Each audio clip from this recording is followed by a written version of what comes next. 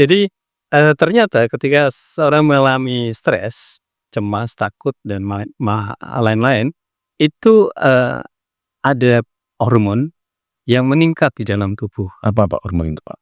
Salah satunya adalah kortison. Kortison ya? Iya. Oke. Jadi kortison ya, ini naik, ya, dan ketika ini naik menyebabkan gula darah itu naik juga. Oh.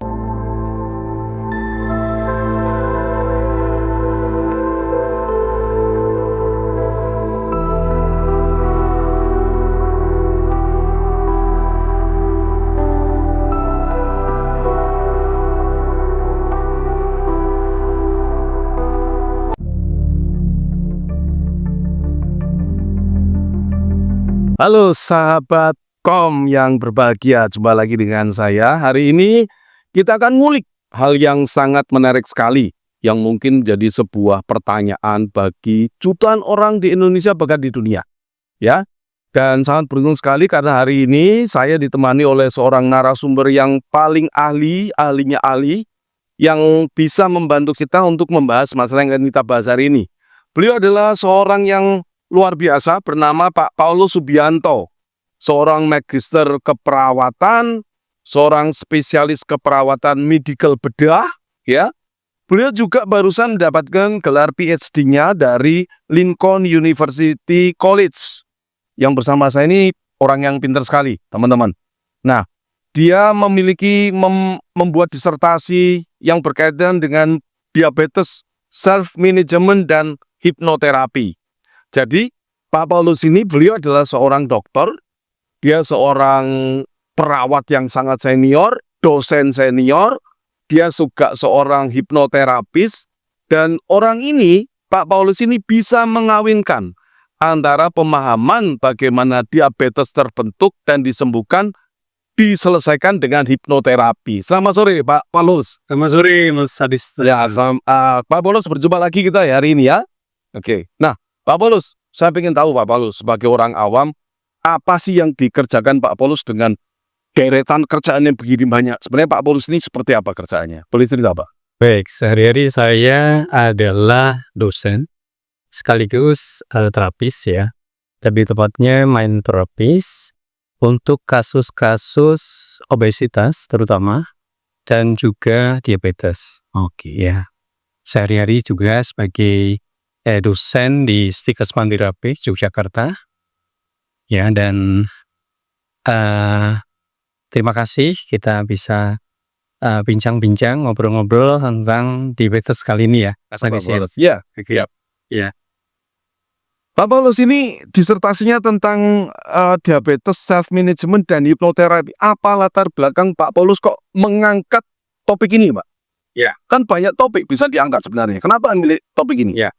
Baik, kalau bicara tentang diabetes ya,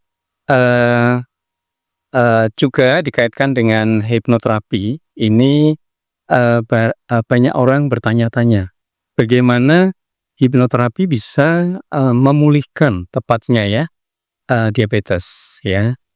Bicara tentang diabetes, ini adalah salah satu penyakit kronis ya, yang menjadi momok ya bagi masyarakat.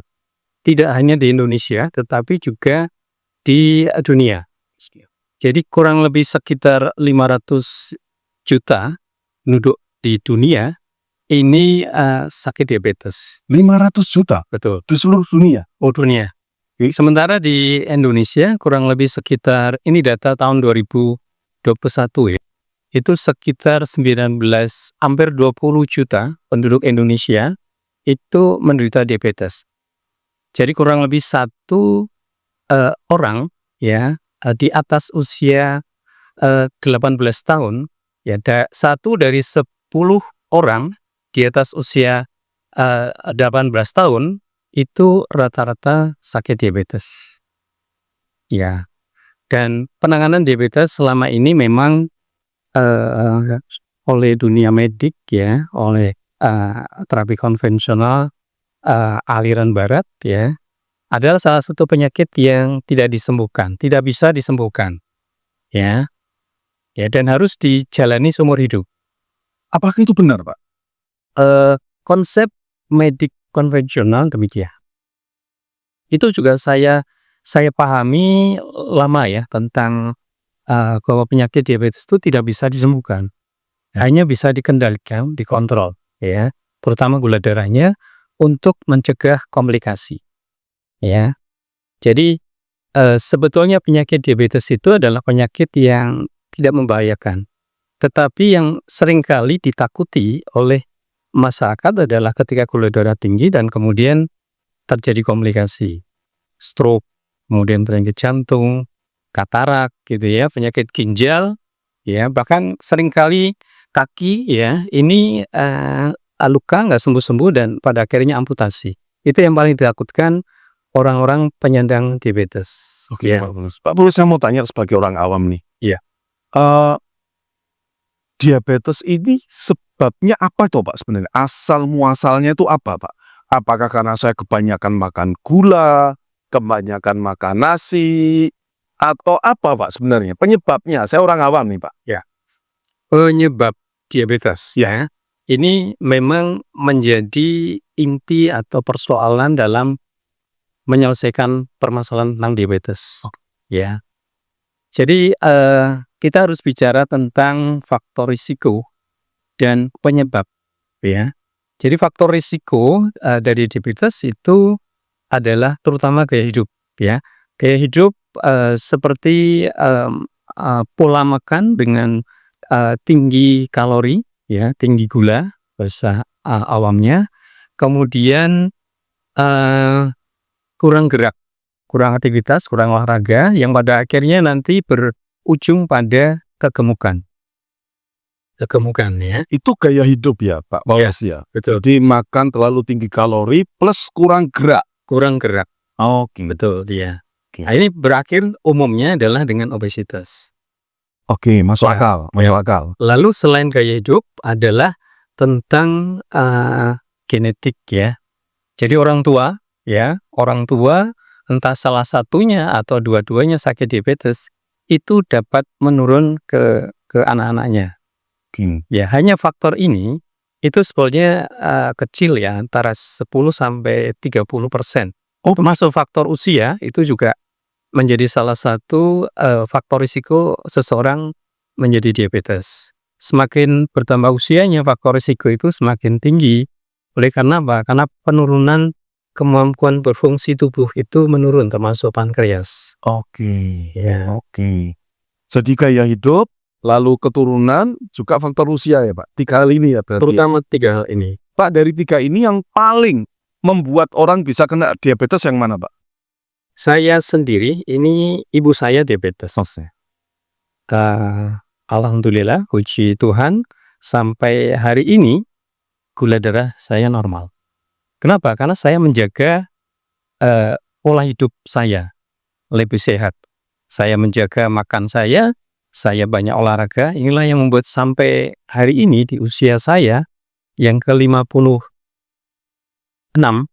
ya, gula darah saya normal.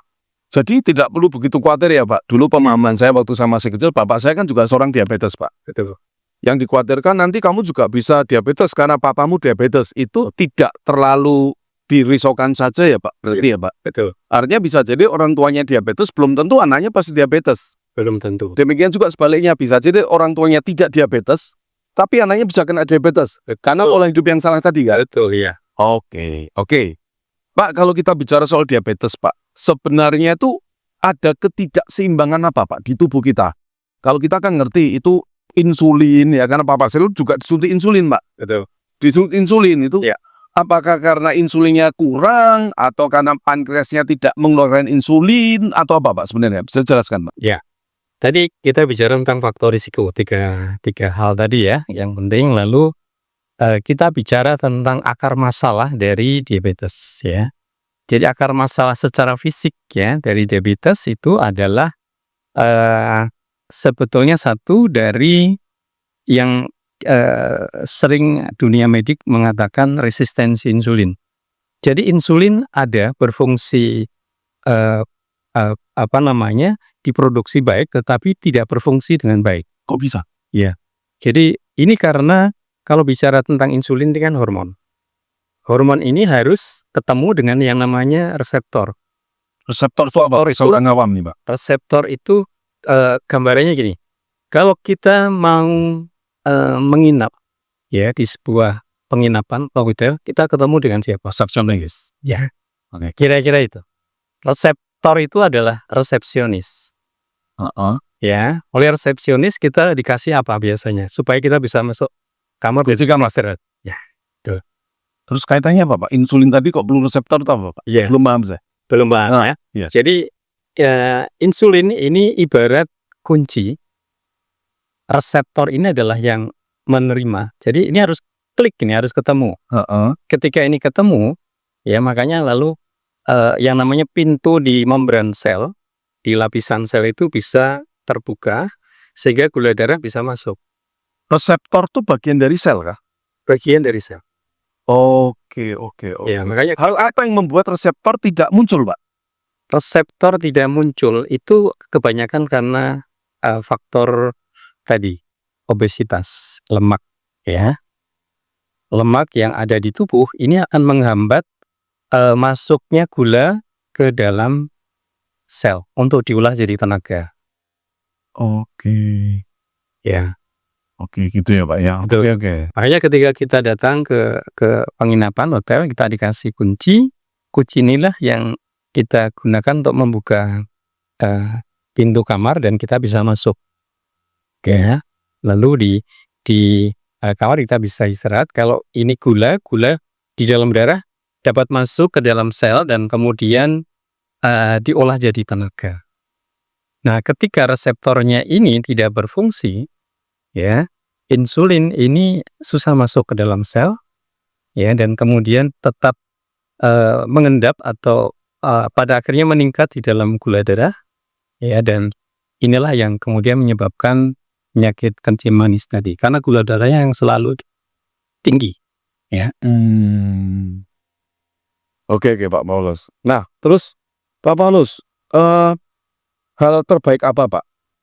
Kalau misalnya nih, saya nih belum moga-moga nggak kena ya, Pak, ya. Kita nggak mau kena diabetes ya, Pak. Saran terbaik Pak Paulus apa? Supaya kami ini orang awam terjauhkan dari yang namanya penyakit kencing manis atau diabetes, Pak. Apa, Pak, kira-kira? Oke, sebelum ke sana, saya akan lanjutkan yang tadi, bahwa selain resistensi insulin, jadi ada insulin tapi insulin nggak bisa bekerja untuk memasukkan gula di dalam darah ke dalam sel. Ada satu lagi yaitu adalah ketika ini ya gula darah meningkat selama sebulan, 2 bulan, 3 bulan, bahkan bertahun-tahun, dampaknya adalah tempat produksi insulin adalah di pankreas, betul ya? Nah ini, jadi pankreas ini seolah-olah dipaksa untuk produksi insulin lebih banyak, ya, untuk menurunkan gula darah. Nah, sementara tadi yang menghambat masuknya gula ke dalam sel adalah reseptor ya. Reseptor terganggu, ini susah masuk ke dalam gula, susah masuk dalam sel. Pada akhirnya ketika bertahun-tahun ya, pankreas ini dipaksa untuk produksi insulin secara berlebihan. Kira-kira kalau seperti Capaian capaian juga ya. Terforsir lah ya. Terforsir. Nggak sempat istirahat, ya. Gula darah terus meningkat, ya. Ini dampaknya lalu produksi insulin turun. Oke. Ya, ketika produksi insulin turun, gula darah yang sudah tinggi sementara selalu gagal untuk masuk ke dalam sel karena reseptornya bermasalah. Ya, pada akhirnya gula darah semakin tinggi. Jadi upaya kompensasi tubuh untuk menurunkan gula darah gagal dan kemudian ditambah lagi produksi insulin semakin turun, gula darahnya makin tidak terkontrol. Inilah yang membuat seseorang kemudian dinyatakan dokter sakit diabetes atau kencing manis ya. Kemudian kita seringkali juga lupa bahwa ternyata dari hasil riset saya ini ternyata stres, Mas Adis. Stres.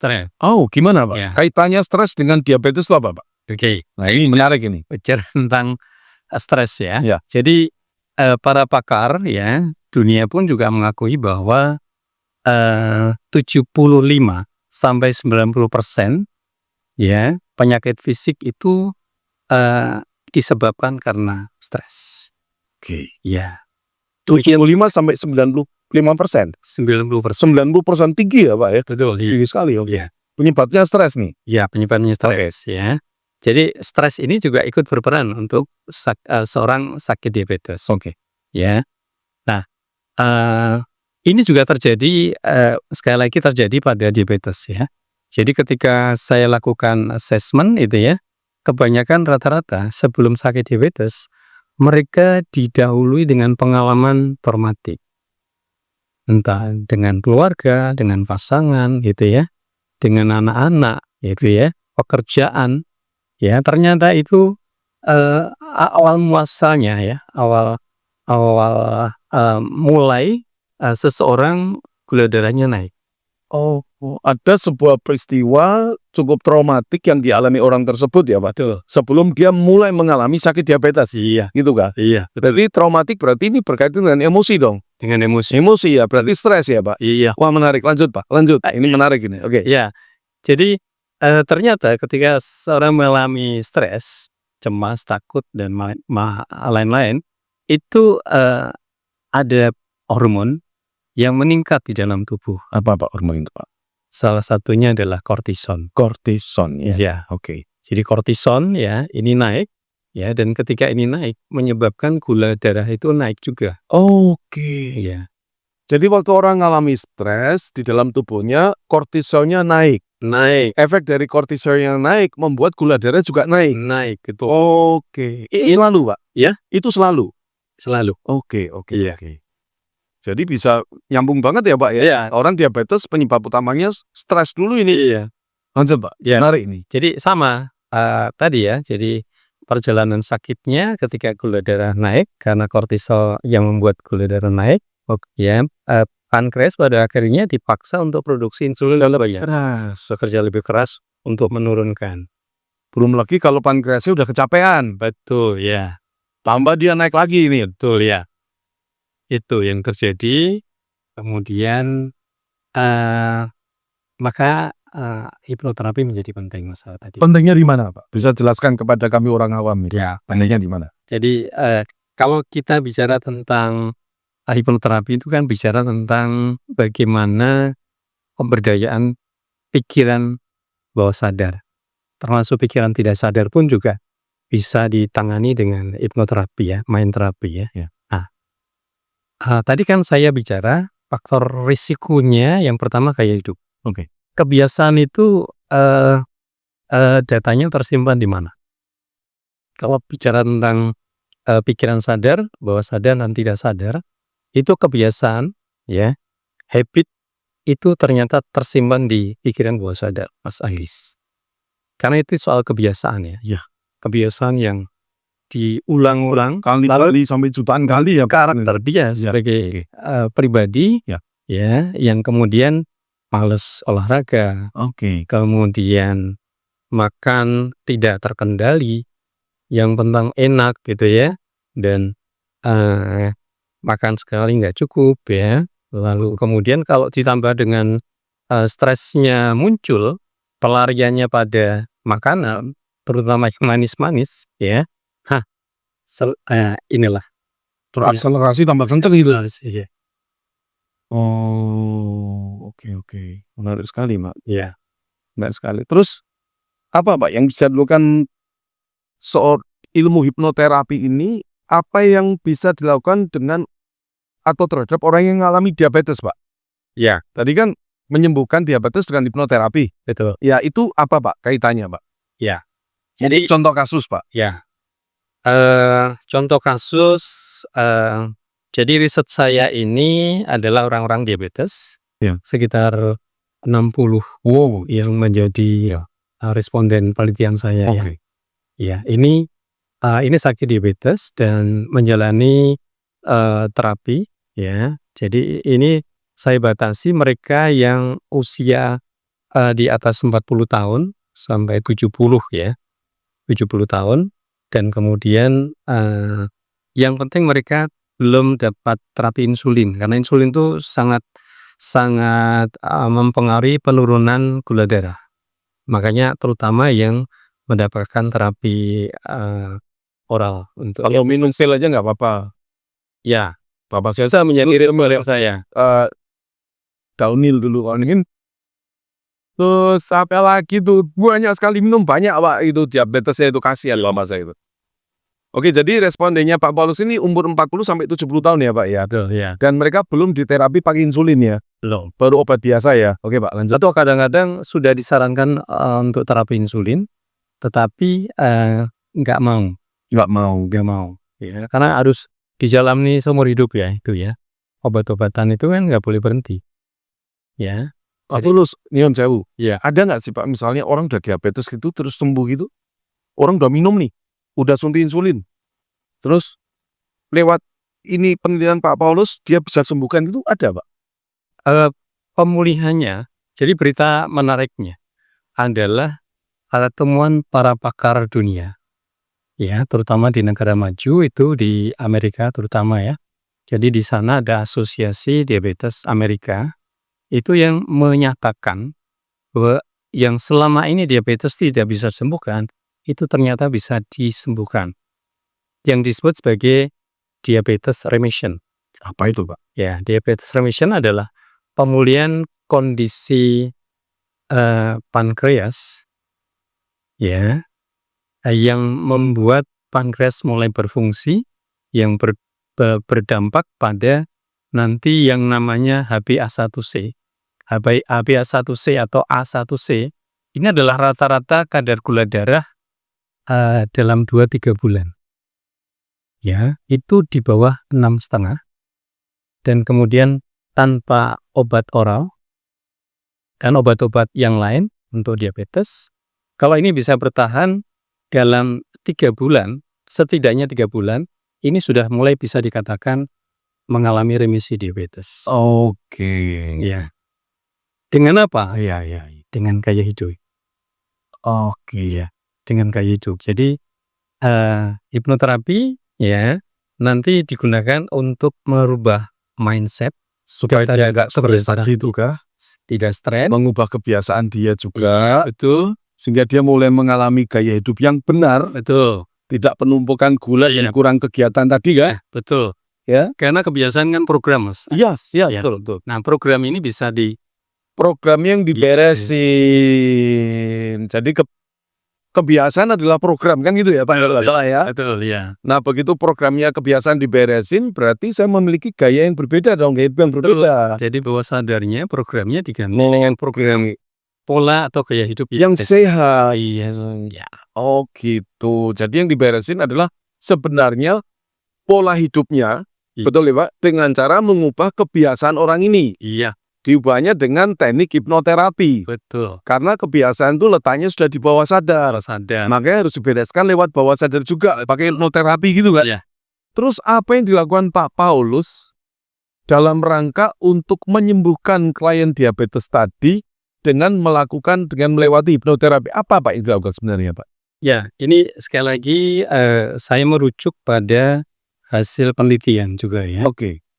Terutama di negara maju, di Amerika itu sangat berkembang sekali bagaimana manajemen diabetes ya. Jadi dari berbagai riset yang ada ya, yang membuat gaya hidupnya ini ya sulit berubah adalah karena persepsi ya, karena stres ya, karena kecemasan ya yang ada ini seringkali mengganggu atau menghambat perubahan gaya hidup. Sehingga terapi awal adalah bagaimana stresnya itu, trauma-trauma lama ini diberesin. Nah, kalau sudah diberesin, baru kemudian kita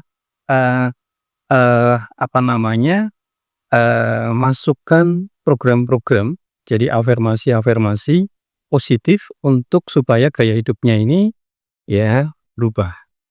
Jadi seolah-olah di reprogramming, ya diprogram ulang, diinstal ulang program baru supaya gaya hidup ya yang lama, yang tidak sehat ini menjadi gaya hidup baru yang sehat. Oke. Kalau saya salah tolong benarkan ya Pak ya. Iya. Saya melihat dari sisi orang awam nih. Jadi kalau seorang klien diabetes datang ke Pak Paulus untuk dihipnoterapi supaya diabetesnya sembuh, yang dilihat Pak Paulus pertama kali adalah gaya hidup orang itu dulu Pak. kebiasaan orang itu. Betul. Kebiasaan. Ya, kita lakukan asesmen lengkap ya. Oke. Itu ya. Oke. Lengkap untuk melihat permasalahan yang membuat dia sakit diabetes. Biasanya apa, Pak? Biasanya yang paling sering di asesmen tadi yang buat orang tuh, oh ini kan kalau itu kan pasti ada, oh ini muncul, kamu akan diabetes kan gitu ya Pak ya. Apa Pak yang paling sering? Ya tentu mulai dari kronologi, ya, sejak kapan dia diabetes, terus gaya hidup apa yang membuat berisiko diabetes, ya. Kemudian setelah itu tentu bicara tentang yang sudah dilakukan, ya, untuk mengatasi diabetes. Biasanya kan ke dokter ya, ke dokter, kemudian seringkali dari dokter ngasih obat tuh macam-macam itu ya. Nah, itu juga kita lakukan asesmen ya. Karena pada dasarnya kita sebagai hipnoterapis ini adalah melengkapi apa yang belum diberikan oleh para dokter. Oke. Jadi holistik ya Pak ya. Holistik. Penyembuhannya holistik ya. Jadi- Dari sisi fisik ada, pikiran ada ya Pak. Betul ya. Oke, keren sekali. Lalu itu kita gali dan kemudian kita juga asesmen ya tadi stres tadi. Ya, trauma-trauma masa lalu, kejadian-kejadian yang tidak menyenangkan, menyakitkan, membuat sedih, takut gitu ya. Apapun itu ya yang membuat dia stres itu kita kaji ya, kapan dimulai dan seterusnya itu kita kaji sampai oh ternyata rata-rata yang saya temukan itu selalu diawali dengan stres itu kebanyakan ya. Oh gitu. Jadi dicari, Mas Pak Paulus saya tanya satu lagi boleh ya? Iya. Ini kan menarik sekali. Tadi di awal Pak Paulus cerita bahwa orang diabetes itu bisa dikatakan pasti ada awalnya dia mengalami stres. Betul ya? Iya. Nah pertanyaan saya, apakah yang dicari Pak Paulus lewat hipnoterapi adalah penyebab utama stres waktu dia pertama kali muncul sehingga bisa muncul diabetes, ataukah stres yang dia alami apapun itu sebelum dia diabetes? Iya. Kan orang hidup kan banyak sekali stres Pak Paulus. Belum tentu stres yang ini menyebabkan diabetes, kan gitu? Iya. Apakah semua diberesin atau hanyakah stres yang membuat dia menjadi penyebab utama diabetes? Ya. Apa Pak? Tidak cukup itu Mas. Oke. Jadi ada yang membuat semacam stimulus ya, seorang mengalami stres. Ternyata stres, entah itu marah, entah itu takut, cemas ya dan lain-lain, itu ibarat dia makhluk hidup. Oh. Ya, ada masa dia tumbuh dan ada masa dia besar dan menjadi monster yang tidak terkontrol. Nah, ketika kita menghadapi kondisi seperti ini, kalau kita mengatasi monster ini, kira-kira sulit nggak Mas? Kalah Mas. Kalah ya. Cenderung kalah kita. Untuk itu, Soalnya Pak Bomatom ya. ya makanya kita runut ini ya. Jadi Ditarik mundur kita. tarik mundur ya. Bahasa kita kan, bahasa terapis adalah diregresi. Regresi Ya, Pak Paulus ya. Nah itu sampai ketemu kapan ya ISI-nya. Jadi akar pertama kali emosi ini muncul. Asbabul nusulnya gitu gak? Nah, iya, penyebab emosi itu ketika ini diberesin ya. Lalu biasanya berikutnya juga kan lebih mudah ya. Jadi seolah-olah ini tidak tumbuh lagi. Karena telurnya sudah diinjek ya atau diselesaikan Iya. ya, emosi awal ini menjadi seolah-olah dinetralkan sehingga tidak berkembang menjadi monster ini. Dengan tujuan supaya emosinya tidak membawa dia. Betul. Itu tadi kan Pak ya. Iya, Tujuan ini semua supaya emosi negatif tadi bisa diselesaikan. betul. Gitu ya. Betul. Iya. Dengan menarik regresi, Iya. lalu diedukasi dengan hal yang positif, Iya. dengan gaya hidup yang berubah, Iya. dengan tujuan supaya emosinya jadi positif, Iya. gaya hidup berubah, stresnya tidak muncul dan sembuhlah diabetesnya. Iya, Betul ya Pak ya. betul. Iya. Teman-teman, pembicaraan kita hari ini dengan Dr. Paulus luar biasa sekali, dan saya yakin sekali bahwa kita belajar banyak sekali tentang apa itu diabetes dan ternyata diabetes bisa disembuhkan. Simak sekali lagi video ini dan saya ucapkan terima kasih pada Pak Paulus Pak. Terima kasih untuk ilmunya dan sampai jumpa lagi. Sukses untuk kita semua. Terima kasih.